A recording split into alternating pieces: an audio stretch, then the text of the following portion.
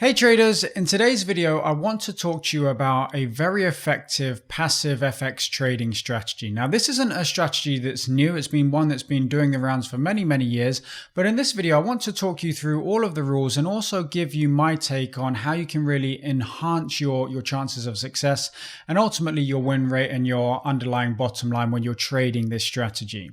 Before we get into it though, please make sure that you are subscribed to the channel. So if you haven't already, please hit that subscribe button and also hit the bell so that you stay up to date as and when I release a new video. Okay, so with regards to this trading strategy, what is it and what's it all about? Well, this is an open range breakout strategy, and you may have heard it under different names. So it's also affectionately known as the London Open breakout strategy. Other people call it the European Open, but essentially what this strategy is it's an approach where you will basically bracket a range. So you will look at the overnight trading price action. You'll put a range around that trading price action. And then when the European markets open, and we all know that the European markets are a lot more volatile, they have more momentum-based directional moves. So when they open and when that initial move takes place, you jump on board and you get in there for some very quick and some very sort of like painless profits for the most part. Obviously, you're going to have losses. Every trading strategy and every trading system is going to give you losses, but this one is quite good in the sense that it's set and forget. So there isn't any real management of this trade. All you have to do is literally you look at the overnight price action. So you look at various different markets, different currency pairs to find one that gives you the right sort of price action, which is a narrow range. And don't worry, I'm going to jump across to the charts in a minute to show you exactly how this works out. But essentially, you're looking for a narrow range in the overnight price action. You're going to bracket that range. You're then going to set your orders. So as I said, it's set and forget. You put your orders in there. You wait for your order to trigger. And then you literally wait for the market to play out. And it's either going to hit your profit target or it's going to hit your stop loss. There isn't any trade management there. So the great thing to do with this strategy is that all of your decision making takes place before you're actually in the trade. And as for new traders, that's something that's really important because we find that when there's actually money on the line, that's when you tend to make some not very clever decisions. So the fact that with this strategy right here, you make all of your decisions from where you're going to enter, where your stop loss is going to be, and where your take profit is going to be. The fact that you can do that before you have money on the line really is just going to add to or enhance your chances of success trading this strategy. Now, before we jump over to the charts, a few things that we do need to understand about this type of approach is that we're looking to take advantage of pairs that have low volatility overnight. Now, whilst the Asian trading session is characterized by typically lower volatility across the board, you are going to find that there are certain currencies and certain currency pairs that might move a little bit more than others. So I find that this sort of approach works best on things that don't involve one of the Asian currencies. So doesn't necessarily involve the yen, or the Australian dollar or the New Zealand dollar, for example. So it works better on things like the Swiss franc. So I like to apply this a lot to the dollar franc, in fact. The euro and the pound pairs are okay to an extent, but again, you're still going to find that there is some overnight movement there. Now, it's not to say that you can't trade these pairs. It just means that you're going to get fewer opportunities with those pairs than if you trade a pair that doesn't really have any action overnight, because things like the dollar franc, if you think about it, there aren't really any interested parties in the Asian session unless there's a particularly big catalyst in the market.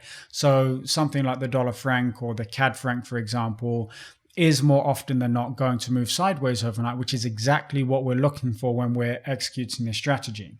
Now, in terms of other pairs that you may look at, something else that you have to consider with any day trading strategy is the fact that your spreads need to be narrow. So you can't trade a day trading strategy with a pair that might offer you, a 5 or a 6 pip spread, because more often than not, our profit targets are sort of, let's say 20, 25 pips away. So if you're trading something with a 5 pip spread and you've got a 20 pip target, then 25% of your profits are going to be taken up by the spread, which you don't want. So typically speaking, I'm looking for pairs where you've got, let's say, a 1 to a 2 pip spread at a max. I don't really like to look anything over and above that.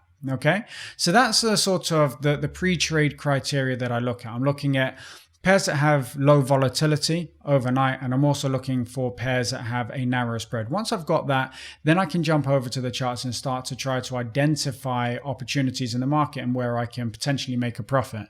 So with that being said, let's jump across to the charts right now and let's look at what the setup looks like and what the actual rules are for trading this strategy.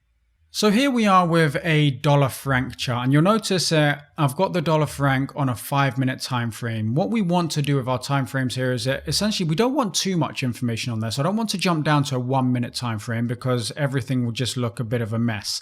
But also I don't want too much of a long-term time frame, so something like a 15-minute or a 1-hour time frame, because I won't really get a bit of an understanding as to what the range is overnight. I mean, you can kind of see it, but it's a lot clearer when you're looking at something like the 5-minute time frame. So for this particular strategy, I like to use a 5-minute time frame because it gives me a good overall view and context of the market, so that I can not only understand what the range is overnight, I can understand what the average price action is as well. Now, what we're looking for with this strategy is we are looking for a pretty narrow overnight range. And what we consider our overnight range is really what takes place between 9-10 o'clock at night UK time, and then 7-8 o'clock in the morning UK time. Okay, so that's what we would consider our overnight range, because that's when the US session kind of comes to a close and the US traders go to sleep and the Asian traders come in and take over, and that's the range that we're looking at. So we're looking from between 9-10 o'clock at night, all right, and 7-8 o'clock in the morning UK time. Now we want a narrow range, so we don't want any major swings in the market. So something like this over here wouldn't necessarily be the best example, because what we can see with this overnight action, so this is 9 o'clock at night, as you can see there, and this is roughly, where are we? Let's go. This is 7-8 o'clock in the morning, in and around this candle over here. Now what we can see with this range, and I hope you can see it, is actually it's quite wide. So, you know, had it been just, let's say this was the high and this was the low, that might be something that we could consider. But actually, this is the low and this is the high of the overnight range. Not only do we have some pretty wild swings, we've also got a bit of a directional move on our hands from this, moving from this low over here up to this high. So from that perspective, this price action over here is exactly what we are not looking for. So I would not consider that for an open range trade. Looking over here at this sort of price action, so let's take a look. So this over here, this, if we were, let's say for example, this were 9 o'clock at night, which is not, it's 6 o'clock in the evening. So if we were looking from this to this over here, that I would consider a narrow range. However, we're not. This is the beginning of the Asian session, or the time when the US traders go to sleep. And then as we can see overnight, the market up until 7 o'clock in the morning, we've got 7-8 o'clock, the market rallies somewhat. So essentially we've got some overnight trading there. So we can't really get involved in that. A lot of being successful as a trader is being able to identify moves before they happen. And one of the things that I find, the easiest way that I find to do this is essentially to be able to identify change in state in the markets. So going from a low volatility period where the markets have literally been moving sideways to the market breaking out of a narrow range is an indication that you have a change in the state of the market. Hence the reason that, you know, I like this sort of approach. Now let's take a look at this price action here. So with this one here, this is the beginning. So we can see we've got this initial spike down. The market then moves sideways a little bit before rallying up and then settling into a nice overnight range. So we've got this range over here, and we've got this high over here. Yes, we've got these lows, so you could take into account these lows over here if you wanted to. There wouldn't be too much of a problem in doing that. But essentially, we can see that the overnight markets have established a range, and that range is, we'll put in the high over here, so let's change that there. So the overnight range is this high here, and really, let's call it this low over here. So this is where the market has been sort of gyrating around. So up and down between this area here. We get from, you know, obviously we get the spike down at 10 o'clock at night, but this was the open. So we don't need to pay too much attention to that. The market then moves up a little bit, moves down, moves up. And this is a narrow range that we then settle into. All right. And that's between, as I said, the Asian session and then the morning European session at 7 o'clock in the morning here. So what we would do, the entry criteria to this is very, very simple. Essentially, you're going to place your entry at 3 pips above or below the range. So initially, when you're getting into this, we don't know that this breakout is going to happen to the downside here. So we would have an entry order at 3 pips above the top of this range. So that's 0.9309. So 3 pips above there, you'd have your entry order in at about 12. So somewhere in that area there. And then we would have an entry order 3 pips below. So 0.9295. So 9292 is roughly 3 pips below. So we're going to say in and around that area there. That's where our entry order is going to be. Okay, so we would look to enter the market 3 pips above or 3 pips below the range. Now, the next part is, where do we place our stop loss? Well, our stop loss is literally going to go the other side of the range, and it's going to go 3 pips above the high of the range if you're selling, and 3 pips below the low of the range if we happen to get into a buy trade. Okay, obviously this one here happens to end up being a sell trade, but in either case, so this buy trade, the stop loss will actually be 3 pips below, so where my entry would be if I was looking to sell. And this sell trade, my stop loss would be above here where my buy trade would be if I was looking to buy. Okay, so literally, your entry order is sell 3 pips below, stop 3 pips above the range. And then my buy order would be buy 3 pips above the range, and stop loss would be 3 pips below. Now, in terms of the profit target, what we're looking at from a profit target perspective is we're looking for pretty much a 1-to-1 reward to risk ratio. So what you then need to do is you then need to figure out, well, what's the distance between my entry and my stop loss? And then you literally just apply that to your target. So the entry here is 0.9292.